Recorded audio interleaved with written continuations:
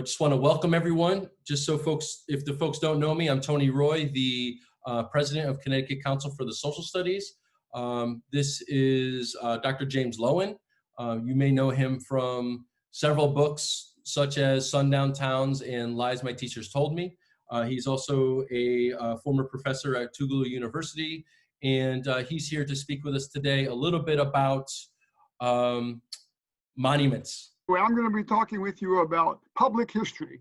And let me begin by saying, I wish that I were there in person and that you were all there in person. I'm sorry. I tell jokes, for example, and there's nothing worse than humor with no audience, you know? So anyway, I'd like to have been able to be with you in person. I'm glad to be with you this way, though. Let me say that the Anti-Confederate monument movement, which I kind of instigated way back in 1999 with my book Lies Across America, which is the first book that ever called for the toppling of Confederate monuments. Well, it finally has taken off, hasn't it? The events of Dylann Roof killing all those people in Charleston, and then the race riot, the white race riot in Charlottesville, both of those caused a reevaluation of our thinking about Confederate monuments, but it has now spread to It's very popular, right? And it's the 10th largest, 67 counties in Pennsylvania. It's the 10th. The president. Uh-oh, I'm hearing I'm gonna mute those. Sorry about that. Yep, I got you. Okay.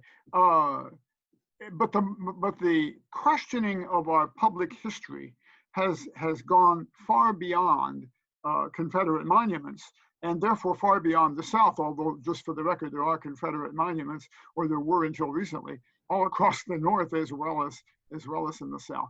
Can we have the next slide, Tony? So I would submit that in many ways, we, even in Connecticut, even in wherever we are, we live in a landscape of white supremacy. And I want to give you these 6 examples on this slide. I hope you can all see the slide. Certainly I can. Who do we name our whole towns for? Who do we name our buildings for, our schools sometimes? If you look into their history, you sometimes find it's pretty seedy. For example, a young student just north of you in Massachusetts, in Cambridge, Massachusetts, looked into his school name, which was Agassiz, A-G-A-S-S-I-Z. Louis Agassiz was a famous polymath, kind of a scholar in the 19th century. He was a naturalist, a biologist, and he also was a deep racist and eugenicist, and did all kinds of bad things about race. And so this young student, when he was, I think, in 7th grade, started a movement to rename the school. And damn if he didn't accomplish that. And it's quite a story.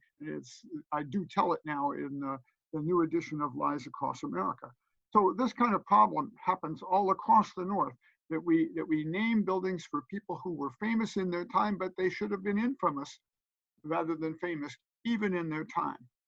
And the same is, our statues and monuments often do the same thing. In Connecticut, you might want to look into, for example, how John Brown is or is not remembered in the place he lived in Connecticut. I think it's a pretty sad story. Then we get to the issue of Native Americans, and the rest of this column here is, the rest of these items have to do with them. October and November are not good times to be Native Americans in America because of Columbus Day and Thanksgiving. And I think we need to do some work on them. I really do suggest that we do need to rename Columbus Day. Yes, I know there's a lot of Italian Americans in Connecticut, but there are other Italian Americans besides Columbus, besides he never even got here, unless you count Puerto Rico. Well, so that's just to get us started. I'm going to be talking about some of these things in the keynote too. I come to you from DC, which is why I had to write down the infamous name of the Washington, D.C. NFL team, which finally, this year, is finally changing. Next slide. Oops. There we go. There we go. So that's the book that's relevant to this talk, if you will, or most relevant. And it just went into a new edition last year, which takes into account the changes that are now in progress. And your students in this post-George Floyd era are maybe wanting to, hopefully they're wanting to, and certainly they can participate in this change so that they're not just going to school, they're actually participating as citizens in the United States. So I do suggest you get the book. I'm not hawking my book. Maybe what you should do is get the library to get the book if your library is in fact functioning in person. And then you read it first, okay? That'd be fine. I'm not trying to, I mean, the books are selling fine. I'm doing okay. Next slide. So the first point I want to make to you is this: working on public history is such a smart thing to do when you're teaching students, because it tells us that the first principle is every single piece of public history is a tale of two eras. It's a tale of what it's about, and it's also a tale of when it went up, okay? That's true whether it's when a building was named, a museum exhibit has a time, that is, it was concocted at a certain time, and so on. So they're always a tale of two eras. And once students understand that, then they can learn twice as much from a monument, twice as much from a museum exhibit, because they're not only learning something about what it's about, but they're also learning something about the era in when it went up. And they're realizing that history is concocted, it is written by people, and it may change depending on when it went up. So I've actually seen ninth graders going to once they realize this, going to a public monument and going around to the back and pushing the grass away to see when it went up. And then they're being thoughtful and they're learning twice as much. Next slide. So just what I was describing is the term historiography. If I could see you all, and I can't see anybody but Tony, who looks really good, I might add, but I can't see the rest of you. I would ask you, how many of you already know the word historiography? And I want to suggest to you that all of you have to know it, and that your students have to know it. And I have taught it to, and I've seen them learn it, fifth graders. I suspect you can do it to second graders. You certainly can do it to fifth graders.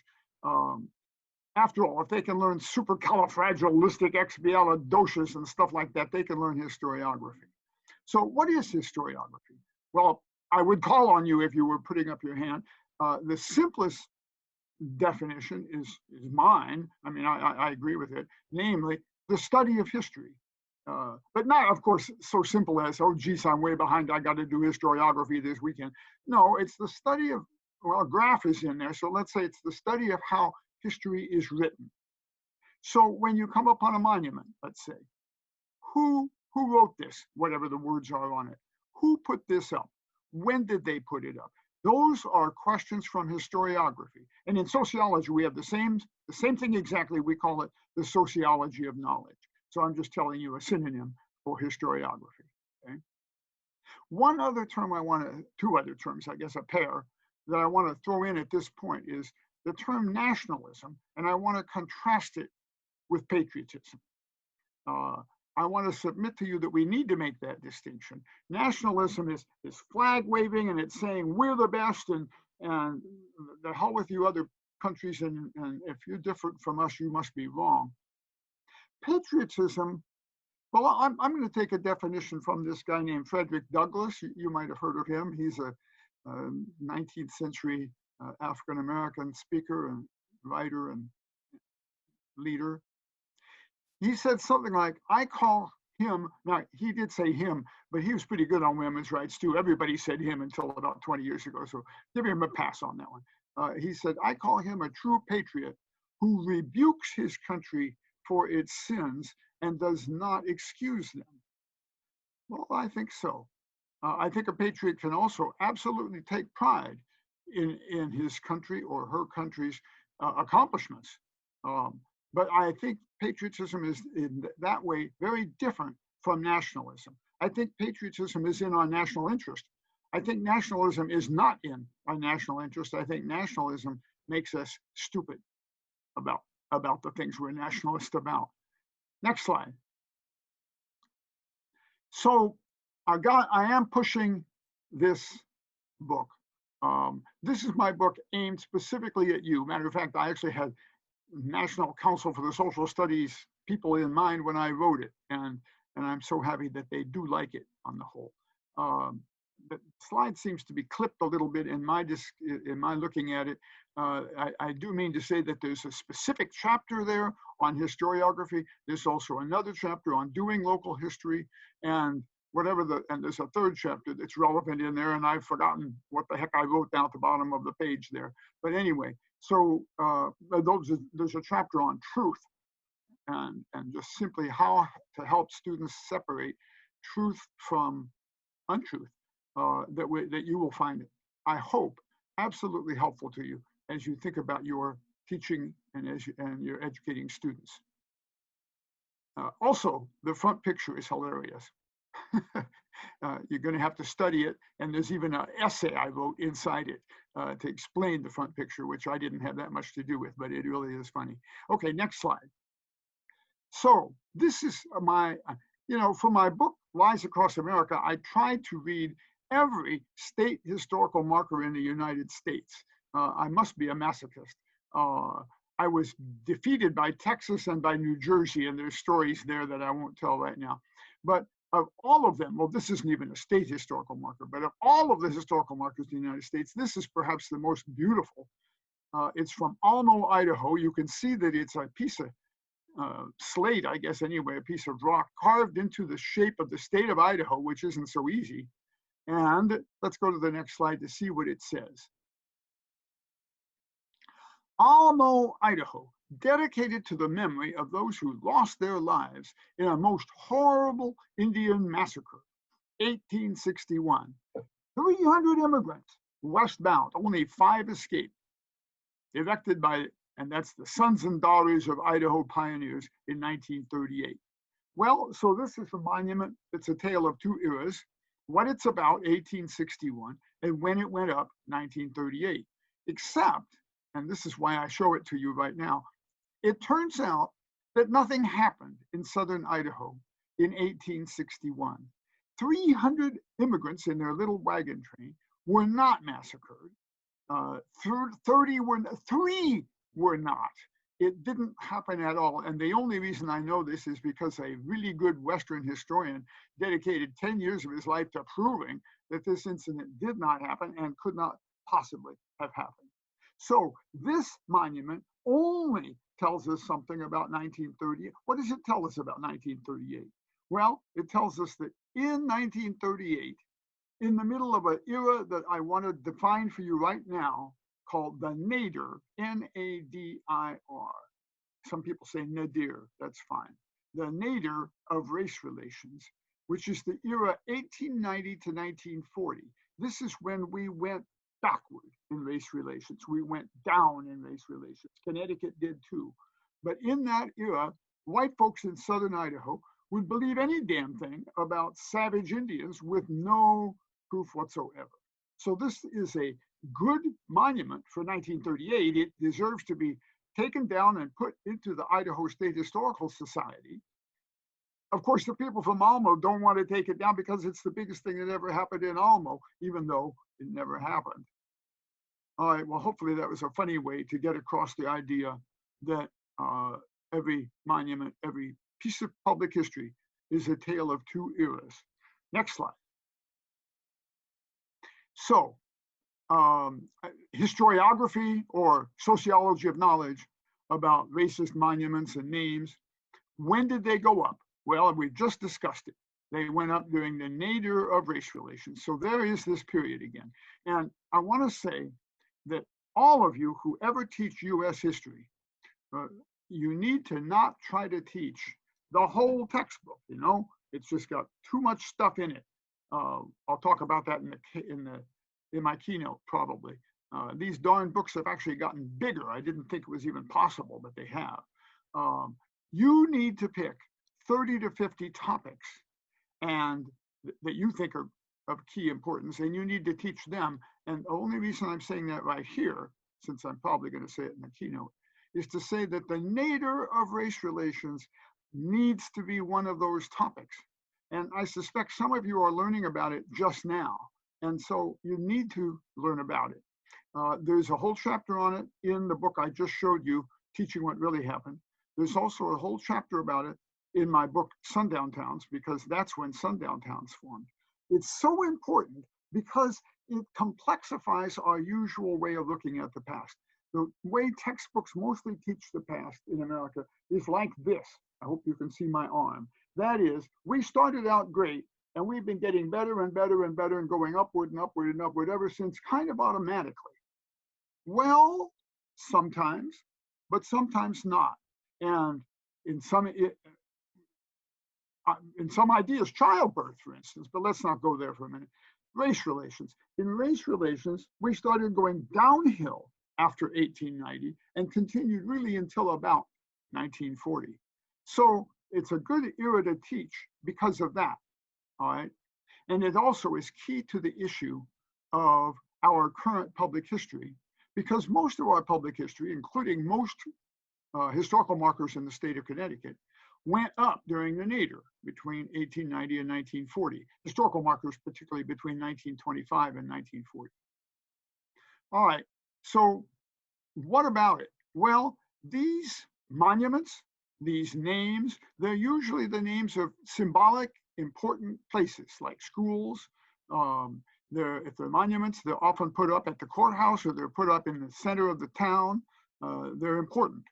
And they therefore assert almost always, not just recognition of the history, but also honor that the person that we're naming it for, or the person whose statue we have, or the plaque or whatever, is somebody we should value and is a great person and we should emulate him. That's the problem in many cases, because often we're dealing with people who implicitly and often explicitly proclaimed white supremacy. Next slide. In Connecticut, for instance, many of your historical markers are about the Pequot War and then about King Philip's War. And these, of course, are the two most important, particularly King Philip's War, the most important, actually the most important wars ever fought in the state of Connecticut. Well, these markers and these monuments are not, shall we say, from the native side. They are pretty much from the, and the term is a very interesting term, from the settler side. Now, what's the matter with the term settler? Well, these Native Americans were actually settled, you know, they were the settlers. I now speak as a white person, we were more correctly called the invaders, but we get to be called the settlers, and the natives are seen as roaming or not really here or whatever. So there's a lot of problematic historical markers in Connecticut, mostly about those two wars. And then there was the issue of John C. Calhoun, Calhoun College at Yale. And I actually wrote an article that got some wide distribution at Yale and appeared in the Chronicle of Higher Ed about how Yale could possibly put up and name a building for John C. Calhoun. If it can happen at Yale, anything can happen in Connecticut. I mean, Calhoun is actually my candidate for the most racist and most despicable and most unfortunate in his impact statesman, shall we say, that we've ever had in this country. And then I'm going to pick on Darien. I'm picking on Darien only for one reason, and that's because it's the town of all the towns in Connecticut that I happen to know the best. But Darien has a historical marker at the, where is it? It's not exactly at the edge of town. It's kind of downtown. It's a big bronze historical, very impressive. And it has a whole lot of words and it tells a whole lot of history about Darien. Now, Darien is actually famous. It's even in a Broadway musical for being racist. There's a musical that has the line Aryans from Darien, and of course Aryans, Aryan. That's, shall we say, Hitler's term for Northern Europeans who are really, really white, really good people, like me. Okay, you people from Italy and Greece, you don't get to be Aryans, no. And so Darien is famous for that, and Darien is even more famous for it because of the famous movie based on the book, Gentleman's Agreement, which was the Academy Award-winning movie for 1947, I think, possibly 48. If you haven't seen this movie and you're from Connecticut, well, rent it or pirate it or do whatever you do these days to watch it. It's quite a good movie. It stars Gregory Peck, no less. And as I say, it was the Academy Award-winning movie. But it made no impact whatsoever on Darien, and Darien remained a sundown town. We'll talk about sundown towns this afternoon, towns that are all white on purpose. And Darien remained unchanged in its race relations. So is this historical marker that completely leaves out Darien's claim to fame, is it reasonable? I submit no, and if I taught in Darien, I would suggest to get my students involved in not even changing that marker, just putting up another marker right next to it, saying, here's what's wrong with this marker and here's what's left out. And that's what you might do wherever you are. Think about it. Okay, next slide. Tony is now on my wavelength. He changes to the next slide before I even pronounce it, so I think that's really good. Another thing to think about, you don't necessarily have to conflict with your historical markers that already exist. Matter of fact, you may be in a town that doesn't even have any historical markers or has such an innocent one that it's not worth conflicting with. Whereupon you might get students thinking, well, who should be up there? Who should we include? Maybe we should include a woman. You get into the issue of who should be in a town's Hall of Fame. In fact, I think I'm going to use the term Hall of Fame in a subsequent PowerPoint slide. We'll see. Now, you can be stupid about this. You can include a woman simply because that was the first, didn't do much. I'm not suggesting that, but I am suggesting that we need to broaden our thinking about who needs to be memorialized. And so the person who needs to be memorialized is not always the town mayor or the political head. There are people in other spheres of human endeavor that have done really important things and that deserve a historical marker.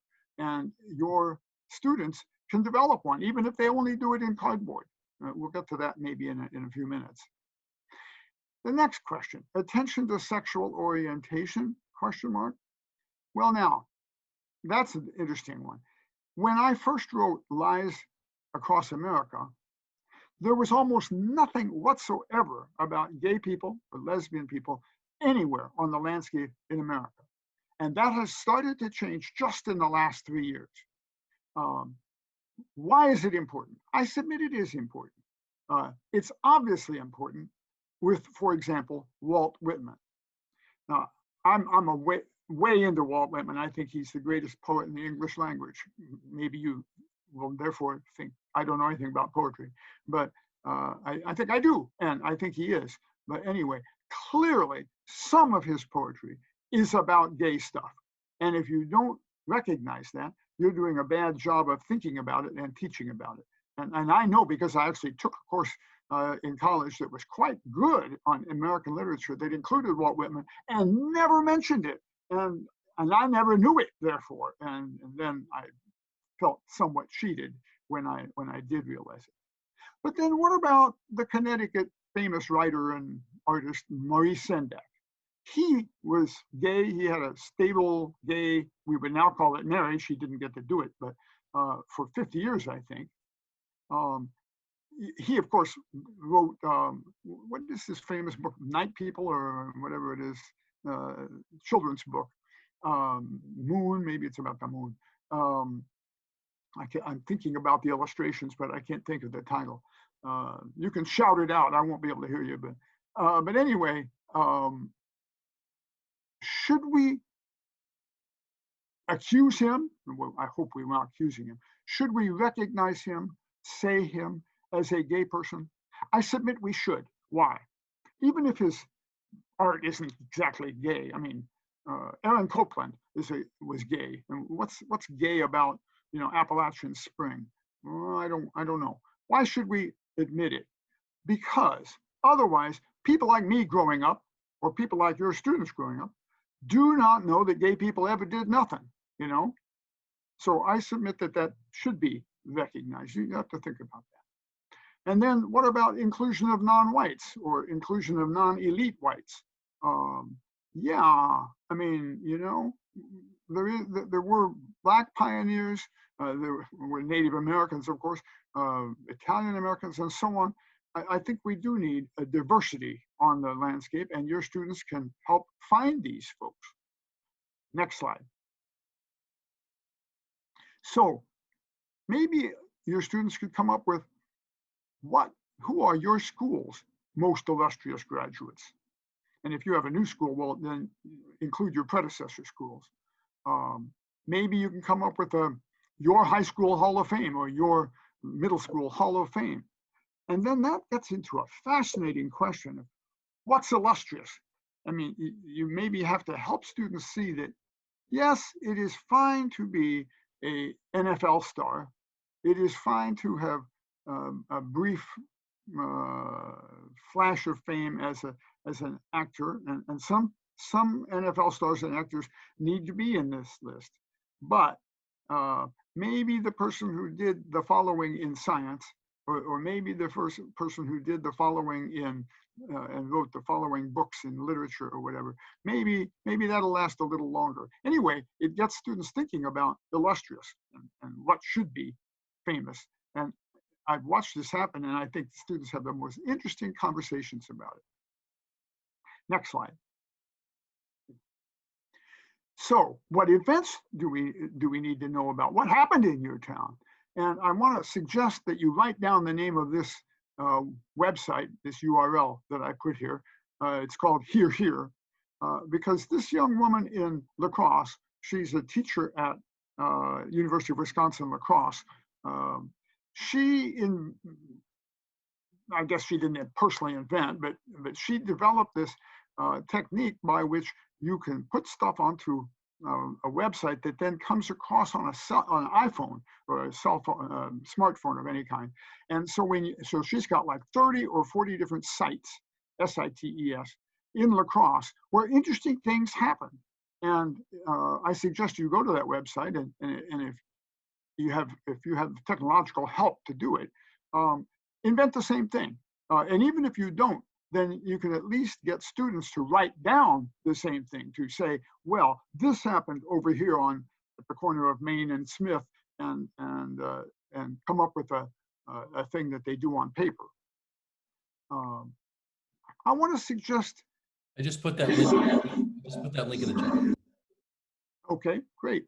I want to suggest also, let's see how we're doing on time. Oh, we got lots of time. I don't know if we can have a question period because I can't see you, but maybe we can. I want to suggest that, I think it was some famous guy from Connecticut who said all politics is local. I think I even know his name, and you probably do too, but I came up with the statement, all history is local. And I mean by that, it happened here. Even the Korean War happened here in a sense. That is to say, it's supposedly called the Forgotten War. Well, there are people here, people in whatever town you're in Connecticut, who don't remember it at all, and yet who lived through that era. There are also people here whose father went there, or whose family member went there and was forever changed, maybe was killed, whatever. So there is memory of it here. And students can do a project on how is the Korean War remembered in your town? And it would be fascinating. And when they get done, if they're all doing it, then they each put it together, and you end up with a book, really, with footnotes, with transcripts, you make them do good work. I talk about this in that chapter on local history and teaching what really happened, how to get them doing really good work. Even if they, incidentally, even if they're immigrants, even if they're from another country, what difference, have they ever heard anything about it, and what difference does it make to them? Anyway, you end up with a bound volume. You just take it down to your local copy place and bind it, make 2 copies, one for the local library and one for your school library. And they've actually created history. And just for the record, someone will come along 30, 40, 50 years from now and find it, and who is writing about this, and will think that Santa Claus has delivered quite a present. The same thing for the women's movement. And by the women's movement here, this time I mean the women's movement of the 1970s. I'll give you an example. I grew up Presbyterian, and I was a big Presbyterian when I was in 5th grade and in 7th grade and so on. And the Presbyterian church was run by men. The minister was always a man. There was a board of elders, and the term is even slightly sexually written, elders versus eldresses, I guess, and they were all men. And then there was a board of deacons under them, and they were all men. The only women, there was a woman in charge of the Sunday school, so she was called the Minister of Religious Education. And sometimes, not always, there was a woman in charge of the choir, so she or he was called the Minister of Music. And there was a secretary who was a woman, but that was it. Well, now, typically, the Presbyterian Church has a woman as the senior minister. The Board of Elders is, of course, male and female. The Board of Deacons, the same. How did this happen? This happened here. The women's movement happened here in this little town, in this little church. And some women opposed it, but mostly they didn't. Some men brought it into being because they were the only people in power. Anyway, your students can do terrific oral history on this. Plus, many institutions like the Presbyterian Church keep really good records. And so they'll be able to tell your students, the records will, all kinds of things about when these things happen. And your students are learning so much about how to learn, as well as doing good work that ends up being permanent. That is, again, you bind the result, you stick it in the library, and your students have created a book. Next slide.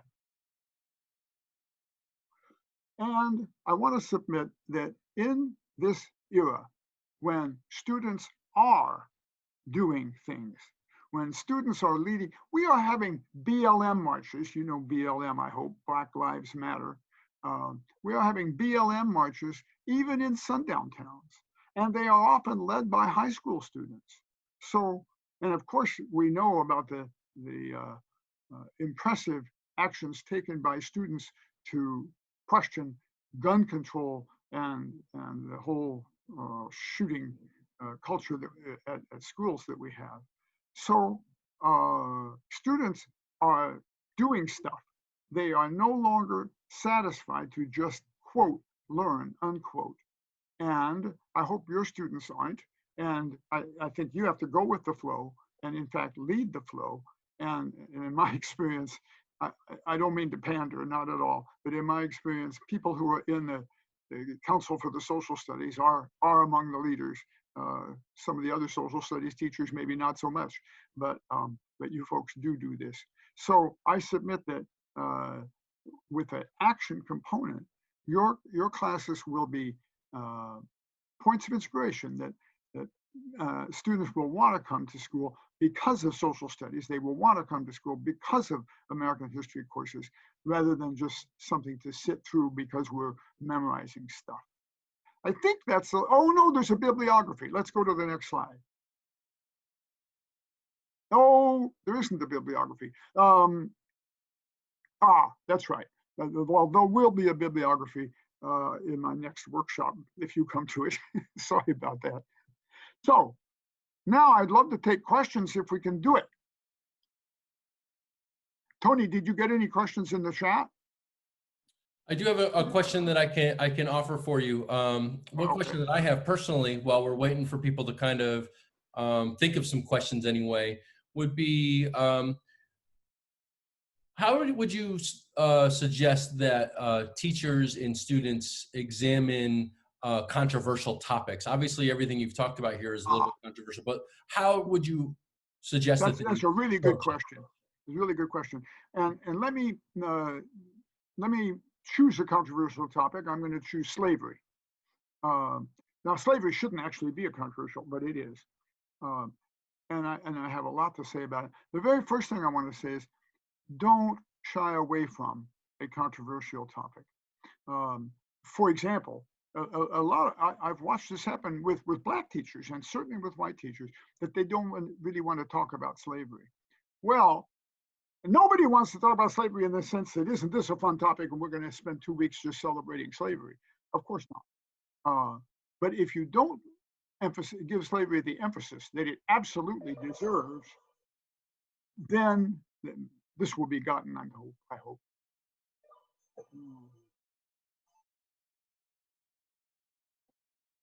That does that. Sorry. If you don't give slavery some attention, then you are implying that it's not important. And that's true for whatever controversial topic you are shying away from. So don't shy away from it. That's the first point. My second suggestion would be, start with a meta conversation, M-E-T-A. Probably you know this term. A meta conversation is kind of a conversation about the conversation. And I actually invented this idea myself, and I invented it in Connecticut. So let me tell you what I did.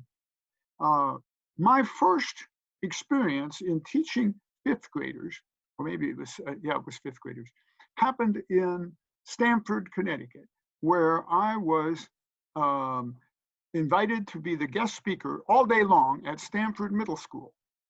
So what the deal was, I was going to teach the social studies class at whenever they started. It was really early, 7:40 a.m. or something.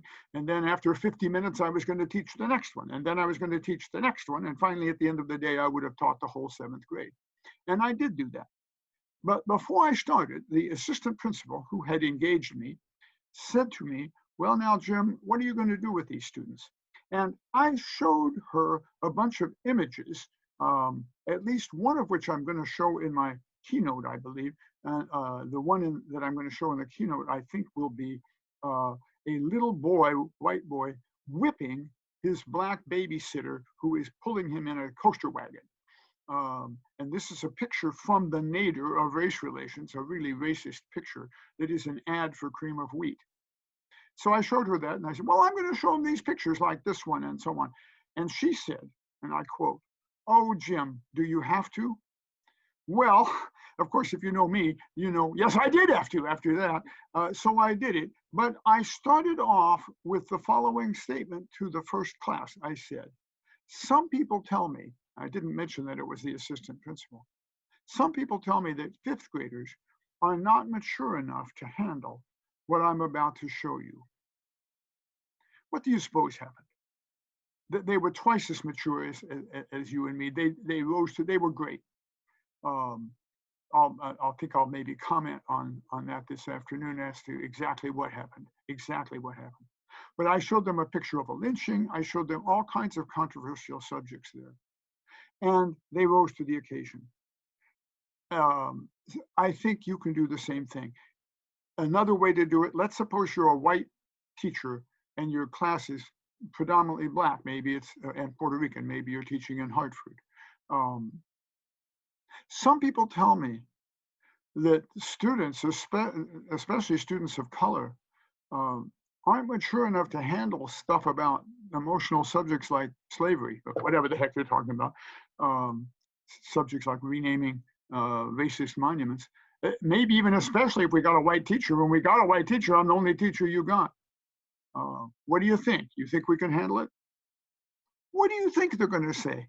They're going to say, yeah, we can handle it. And I think they will have a conversation about the conversation, and they will handle it. So that's my suggestion.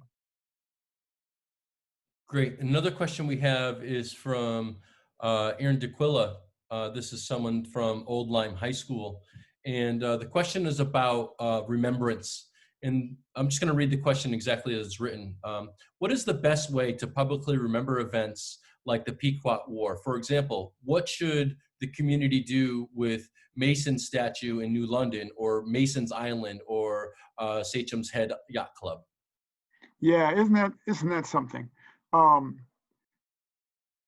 I think the best thing to do is to, well, as I remember, Mason has he had, maybe he doesn't anymore, but he had a statue on the Capitol building, did he not? I think so, or on the Capitol grounds. I actually vaguely remember seeing it on the building itself. If so, maybe that needs to be moved, but not destroyed, because that is, of course, a place of honor and so on. Now, what are we saying about the Pequot War? I talk about the Pequot War in Lies My Teacher Told Me, and what I say there is, it was a new genre of warfare, almost, at least for America, for the Western Hemisphere, and we know this from the comments made by our Indian allies, the Narragansetts, who were stunned because they had not had in mind a massacre of the Pequots. They had in mind the subjugation of the Pequots. And they talk about that, and I show what they say in Lies My Teacher Told Me. I'm probably going to talk about a similar matter this afternoon in my big talk, about when I'm going to mention the explorer Vasco da Gama, and I'm going to kind of talk about what we remember about him and what we don't remember. And I think that remembering Mason without remembering the astounding massacre of so many of the Pequots would be white history and not right history. So if we do have a statue of him, I think we should put him in a museum, put him on the museum grounds if it's too big, and then put in front of that a plaque that says, this was put up at the state capitol, or wherever the heck you removed the statue from, in 19, and you tell when it went up, or 18, whenever it went up. Here's why it went up. Here's why when it came down. Here's why it came down. Here's a fuller story about Mason. That's what I would do. I guess that's my answer. Thank you for that. John Mooney from the Windsor Historical Society, they've been dealing with a Mason statue of their own in the center. Does John Mooney hail from Vermont once upon a time? I think he does hail from Vermont. Because in that case, I know John Mooney. Hi, John Mooney. Anyway, go ahead. And so he was also confirming that that Mason does have a statue on the Capitol as well. She's still up there. Yes, still up there. Yeah. And we still have about 15 minutes left in the session. I have another question for you. My question is, well, I guess it's two-part. Number one, where did you, or how did you come to your sense of racial equity in terms of committing your life's work to it? And then also, what advice do you have for maybe white educators that, or even historians that are having a hard time approaching these topics or dedicating themselves as a professional to racial equity? Sure. Let me say one thing that's kind of current. I think there's some unfortunate rhetoric. Well, there's definitely some unfortunate rhetoric on race going around in the United States these days. But I think part of it is actually on the part of anti-racists, because they say things that get misunderstood. And I want to maybe give you a couple of hints as to how to understand them better. And the first is the BLM movement, Black Lives Matter. A lot of white folks have a problem with that because they think it dismisses their lives. And I am white, and for that matter, my life is somewhat in danger. I have this incredibly bad medical prognosis right now that seems to not be happening. But I think my life matters, and I think Tony's life matters, and John Mooney's, and Bill Howard's, and I'm looking at some of the other names. I don't know what race you all are, but anyway, all of our lives do matter, sure. And so it sounds like that all lives matter is a much more humane statement than Black Lives Matter. And the way to, I think, understand that is Black Lives Matter is elliptical. That is, there's a word left out.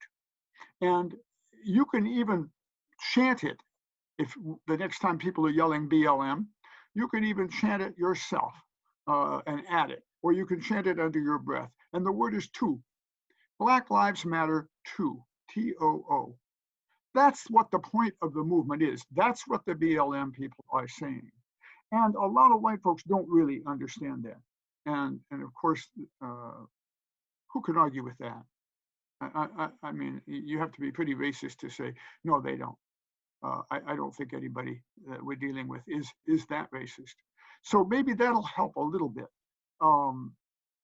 Another unfortunate statement is defund the police. I've got some anecdotal experience with this. My next door neighbors are African American. They're actually Jamaican American, more accurately. And they have a problematic person in the household. And they've called the police at least 5 times to help deal with their son. And the DC police are pretty darn good, actually. You don't get too many complaints about them. They don't shoot people that they like this, but it's still dicey every time. And they shouldn't be calling the police, but the police are all we have to call. The police are 911. What they should be calling is a social worker. All right. So does that mean we want to defund the police? Not at all. When we have a criminal, I live in a predominantly Black neighborhood. When we have a criminal in the neighborhood, the Black people I live next to absolutely want to call the police and want him to catch him. They want the police to catch the crook. All right. So defund the police is an unfortunate statement. What we need to think about is maybe reform the police, and then also provide an alternative for non-policing activities. And many of the activities that the police get involved with do not need an armed person. And my next door neighbor is an example. So that's another way. You don't have to embrace the furthest out, holier than thou, most anti-racist statement to be an anti-racist. I am an anti-racist all the time, and yet I do argue with some of the, at least, tactics and things that are being suggested. How did I get started? Well, it's kind of a long story, but the basic thing I did was, as an undergraduate, I spent part of my junior year abroad in Mississippi. It wasn't a separate country, but it was trying to be, actually, in 1963 when I did this. And in the course of doing that, I put myself not only into the totally white milieu of Mississippi State University. Well, not quite totally white. It did have Chinese Americans, but it didn't have a single African American when I went there. I also put myself in the totally Black milieu of Tuskegee Institute, which was totally Black except for 2 professors that I never saw who were over in the natural sciences during my time at Tuskegee. And then also at Tougaloo College, which I wound up coming back to and teaching at. Now, why is that important? Well, if you put yourself in a majority-minority milieu, it becomes harder to generalize. It becomes, the very worst student I ever had was African American, but so was the very best student I ever had. So I would just find it very hard to generalize about Black folks. And as a sociologist, I know this, and this is a key insight. Maybe I'm going to dictate it to you.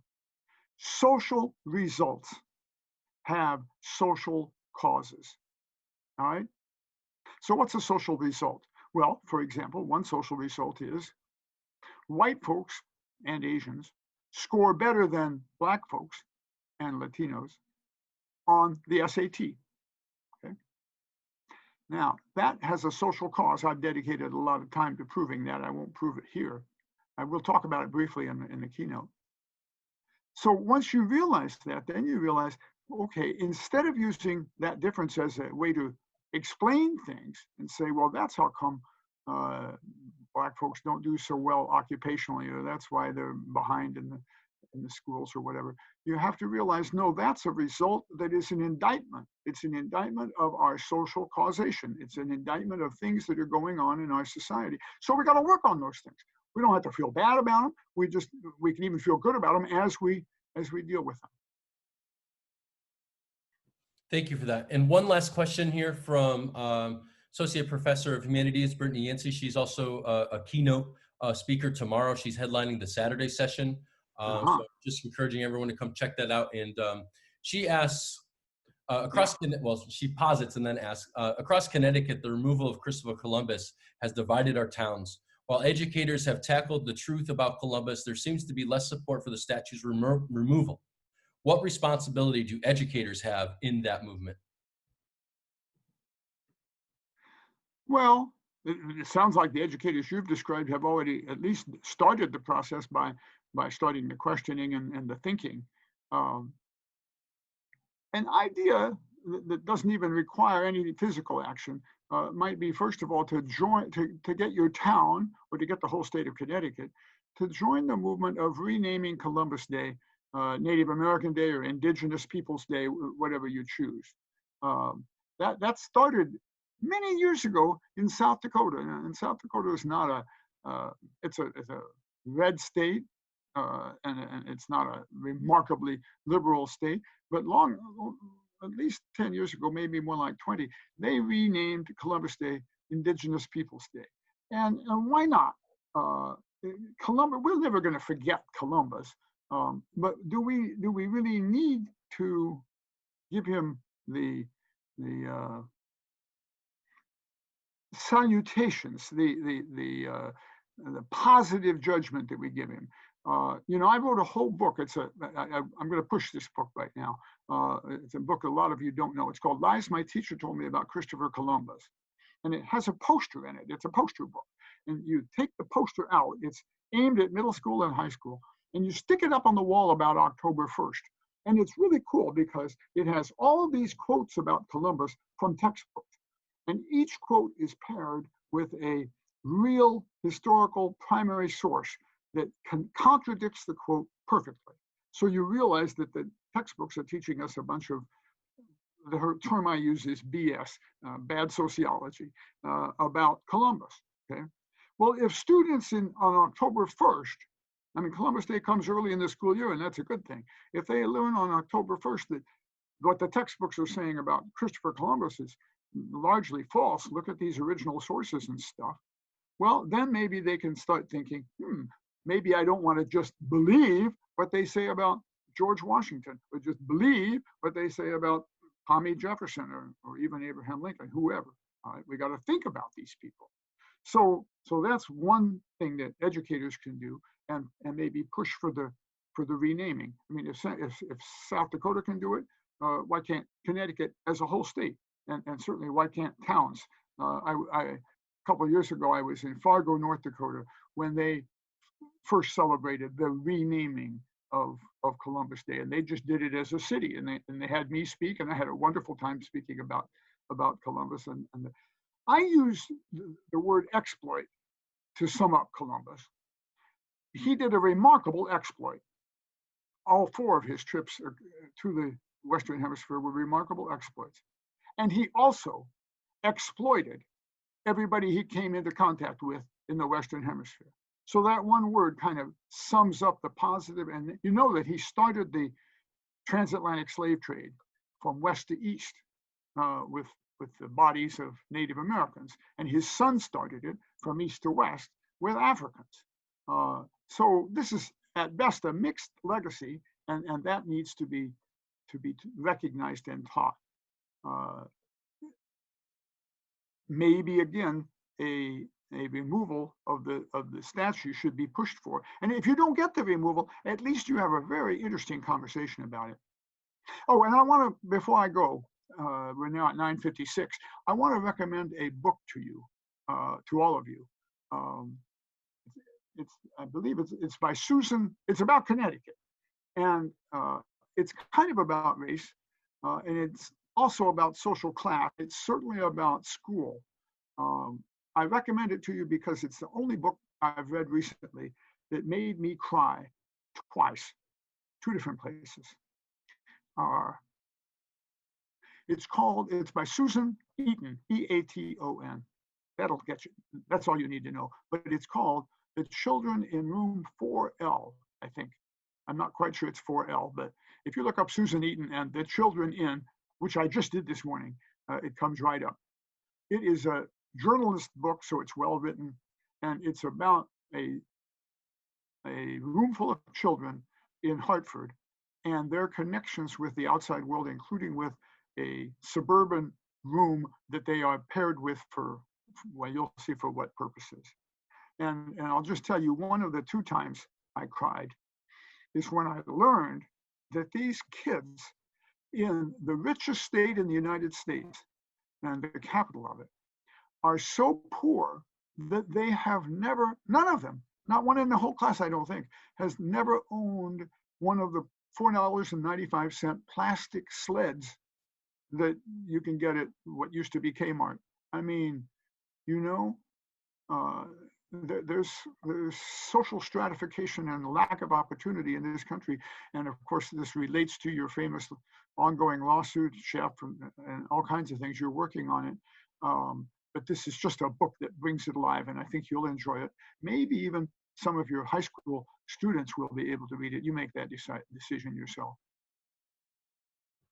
Thank you for that. You know, there's just one more comment here. It's not really a question. Again, it's from Professor Yancey. She states that Lies My Teacher Told Me was my first history book at Hampton University. I wish we were there in person. I would love to have it signed. LOL, laugh out loud. Thank you for this book. It's had a huge impact. I mean, I really think that kind of summarizes at least the way that I'm feeling about this presentation, and I'm sure many of the people that are here with us today. So again, we want to thank you so much, Professor Loewen, Jim Loewen. We will see. I got a suggestion. Wait, since we've had this session, just write my name in it on the title page. Gotcha. Okay. I've signed it, right? Thank you for the kind words. And again, I'm so happy to address you, even though I wish I could have done it in person.